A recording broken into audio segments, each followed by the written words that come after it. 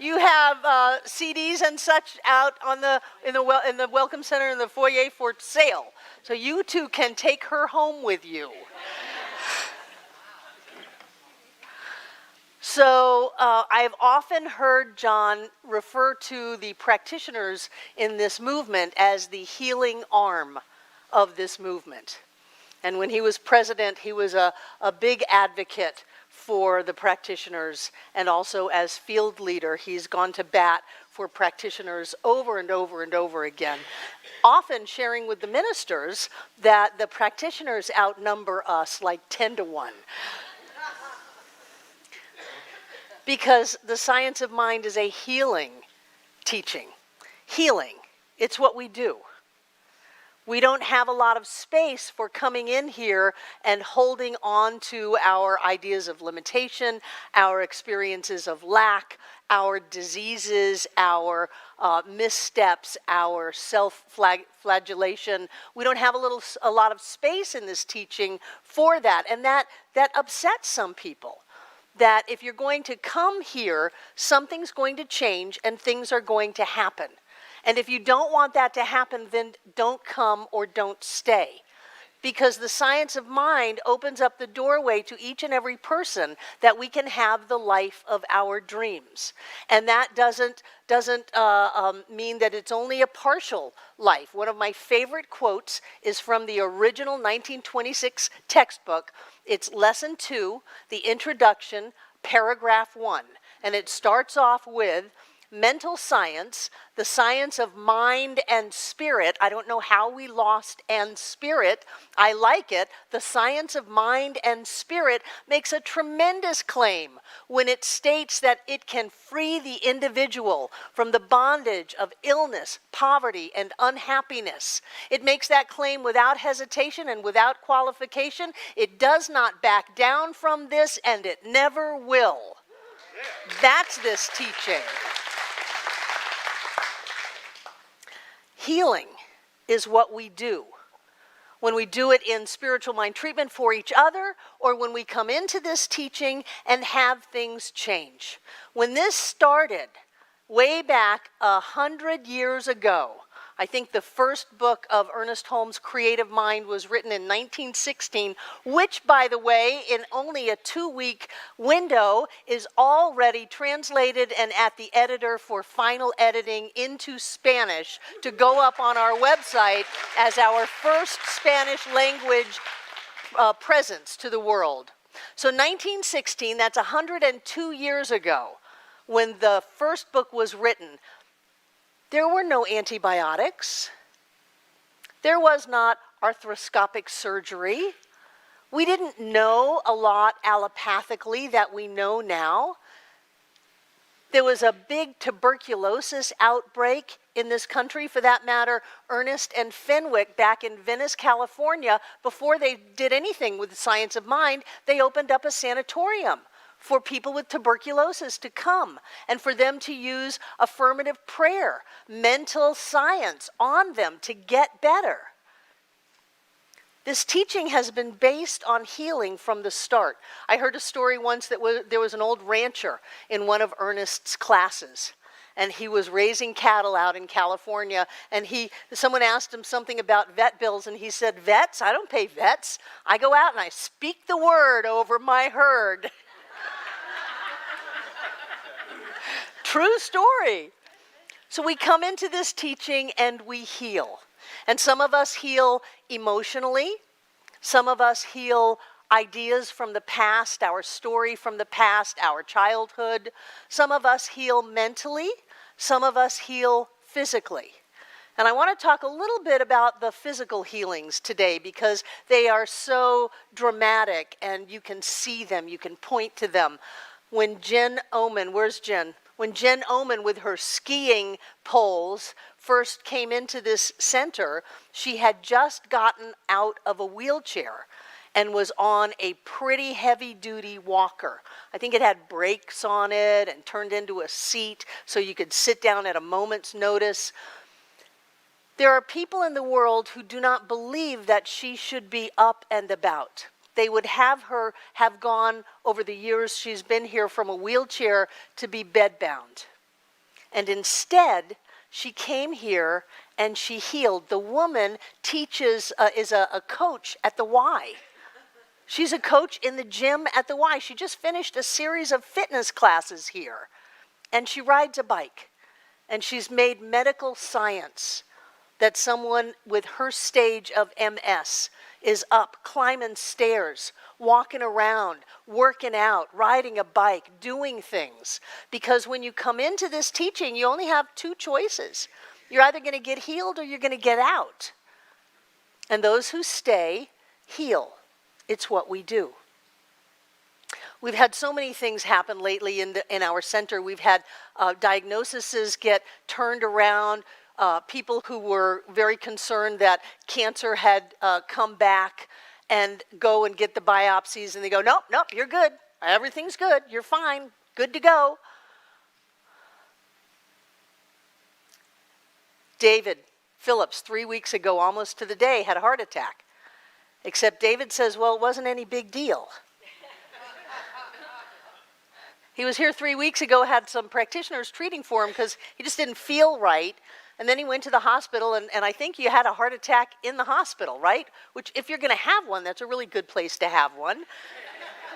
And they popped a stent in him and sent him home.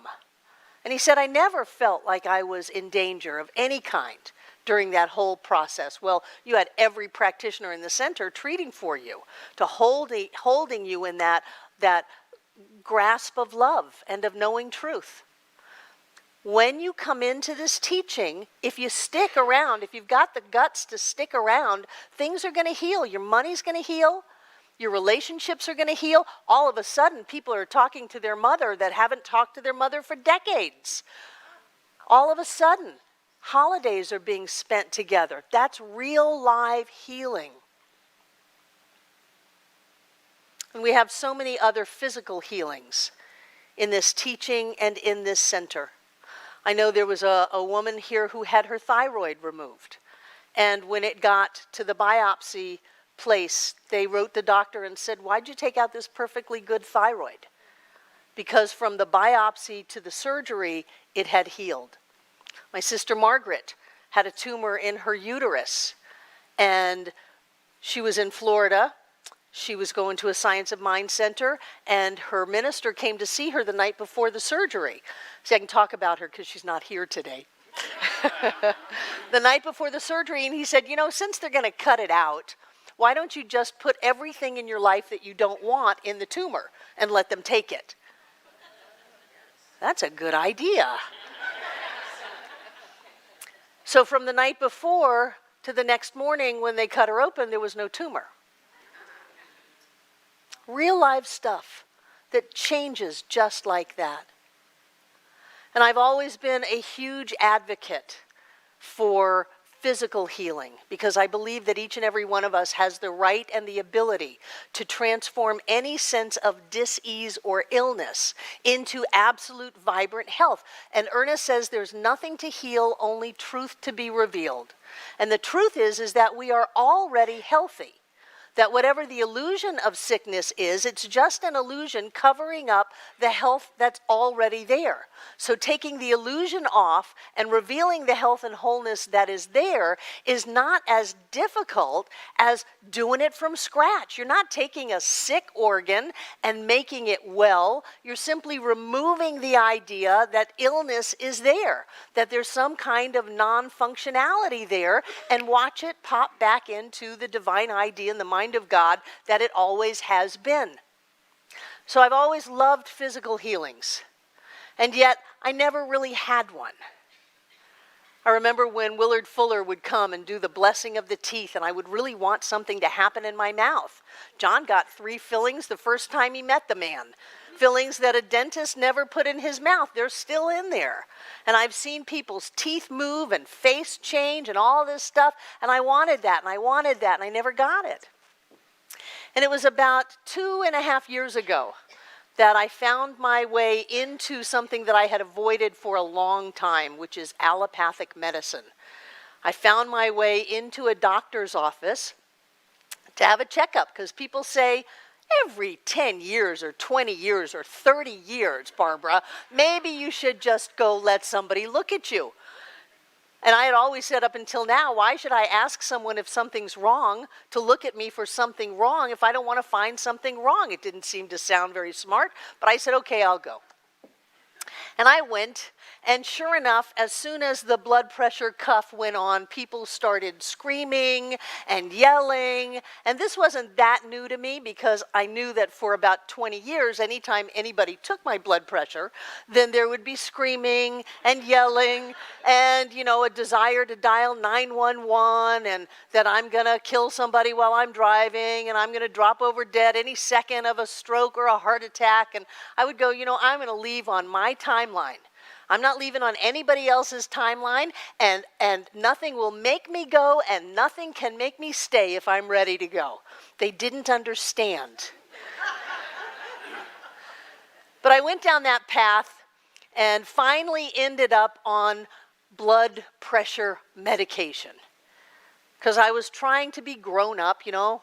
By then I was almost 65, and I thought, well, maybe I should be grown up a little bit and go ahead and take some blood pressure medication. But, you know, I didn't like it. I didn't like the way it felt. It took the spark off of me. Everything was hard. Everything was thick. I don't like hard and thick. I like easy and light. That's what I like. That's me.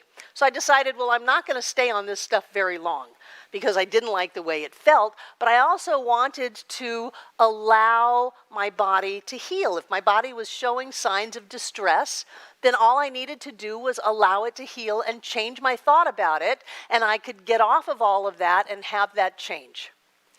During the time of the blood pressure stuff, what came up was a diagnosis of chronic kidney disease stage 3. And the doctor had the nerve to look at me and use the word dialysis. And I said, oh, no, no, no. You're not saying that word. This girl does not do dialysis. This girl is not going to do dialysis, never has, never will.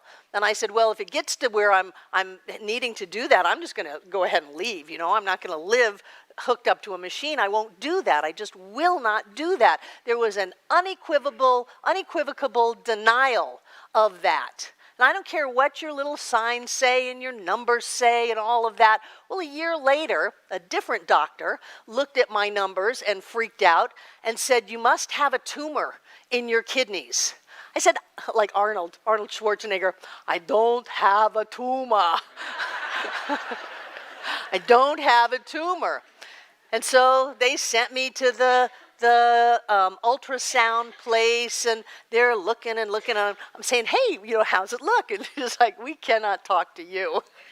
I know it's your body and you're paying for this, but I can only talk to your doctor. So fine. So it comes back, there is no tumor in my body. But I knew that bodies heal all the time, that if you've got a breath in you still, you can heal whatever it is. And so I decided that I would have my blood pressure come down, get off blood pressure medication, and reverse the kidney disease. And I want you to know, after that really clear decision, it took me 4 months.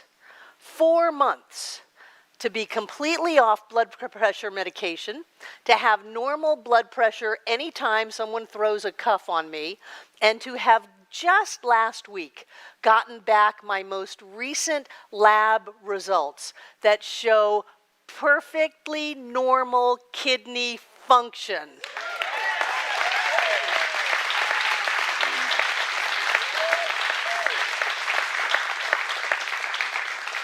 I happened to drop 20 pounds on the way and lower my LDL cholesterol 50 points, but that was all part of the package. It wasn't sit on the couch and hope that something happened. Treat and move your feet is how I was raised in Science of Mind. Treat and move your feet. So I knew, because I read a lot of Louise Hay, that kidneys have anger in them. That kidney problems are suppressed anger. So I started looking at some of the things that I might have been angry about over the last 10 years. some things that may have had a little resentment in them over the last 10 years.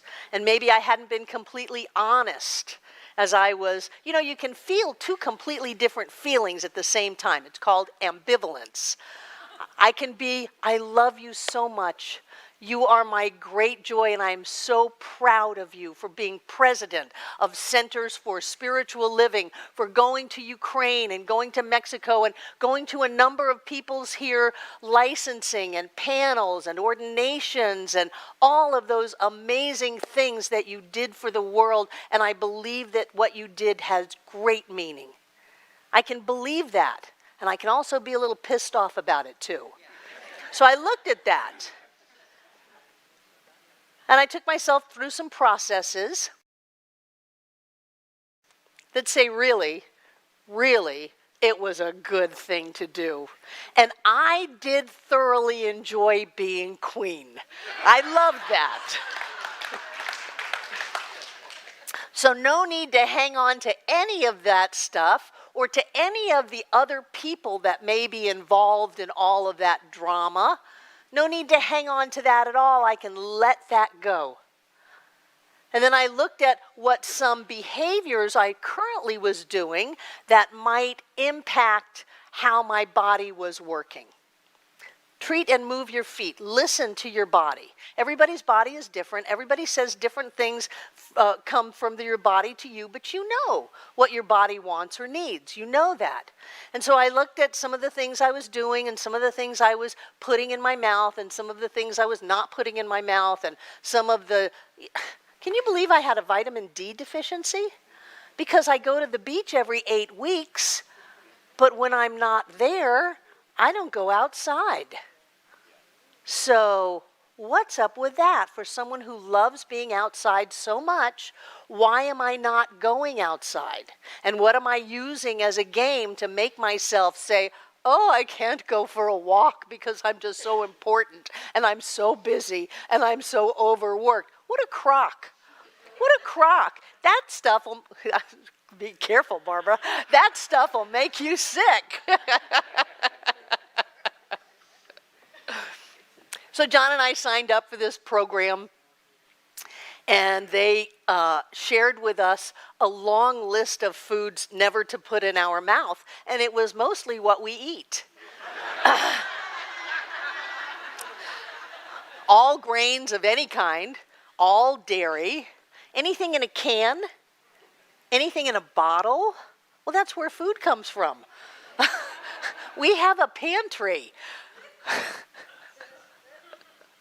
All pork products, all beef products, all of that. And what? Coffee, yes. We've all heard about the coffee. Yeah, no coffee. So we did that. I'm just kind of checking myself out and allowing my body to tell me whether my body liked this or not, because my head didn't like it, but I was really amazed that my body really liked it. My body was very grateful for all of these things. And in the process, I asked all of my practitioners to treat for me. And each and every practitioner in this center has been treating for me for probably 6 months for my kidneys. Because I believe that it's treat and move your feet. Not just move your feet and not just treat. We have to be willing to step into our own healing, and we have to be willing to let go of the us that we were that made ourselves sick. Because nobody made us sick but us. And we have to stop making ourselves sick if we want to get well. So what does that look like?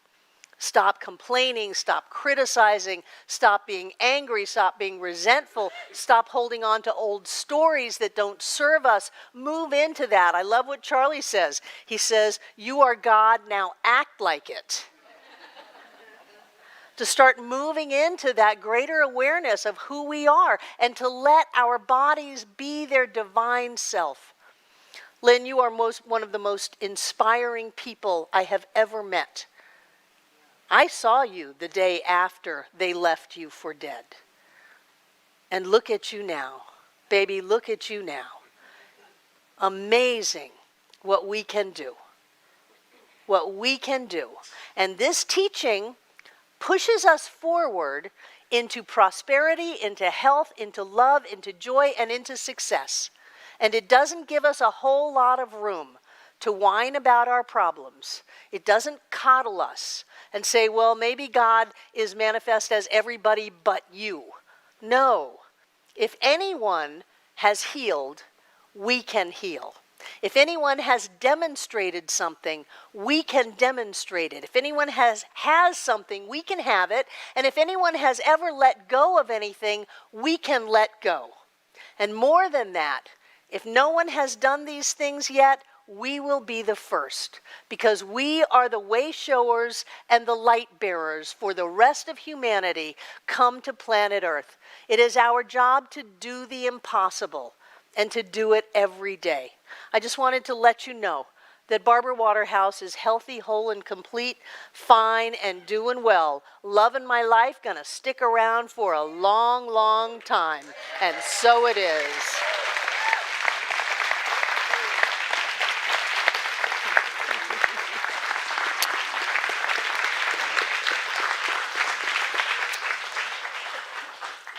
Brilliant. I was reminded when you made the Queen comment that in 2013 in Vancouver, we stayed in the suite where Queen Elizabeth stays when she goes to Vancouver. That's right. That's true. Yeah. Okay. So we said hi to all of our visiting practitioners earlier. I'd like to find out if there's anyone else in the room who is here for the first time. Anyone here for the first time? There's someone. Welcome, welcome. We're delighted that you're with us today. Thank you so much. Who else? I suppose some folks over here are here for the first time. Thank you, and thank you for being with us. That's just fantastic. Thank you. So what's happening here is that you're going to get a little card and a piece of paper. Someone's going to come down the middle aisle. No, there we go. And you have someone behind you too. There you go, right over here. You got them? Fantastic. We got them. So you got your card. Put that in the either in the basket or hand it to us when you come out. We have a gift for you at our Welcome Center, and we're delighted that all of you have found your way here, and we'd love to meet you. So we look forward to that. We've having a fantastic experience today, and I'm really delighted with all of you for being here. So let's have our prosperity acceptors come forward, and I'll come get all these checks that have come in the mail, and Barbara's and mine. And if you would, take out what you're going to give. And hold it in your hand. I like to put mine close to my heart. And know the truth. And the truth is the presence and the power of the one is right here, right now. It's always here. In this moment, always here. It includes our money. That money that we receive, that money that we share with others. It's all God. It's God in action, moving through our lives. And I'm grateful in this moment for whatever each one here is choosing to give as a gift to this center. I'm grateful for that dedicated support of this center, for our work around the world. I'm grateful for who we are as a community, how bold and clear and healthy we are, how we know how to heal. And for all of this that we do, we are grateful. And in our gratitude, we're going to say these words together aloud. I freely and joyously give from the abundance and fullness of my overflowing wealth, knowing my gift goes with love as it touches and blesses the world. And so it is.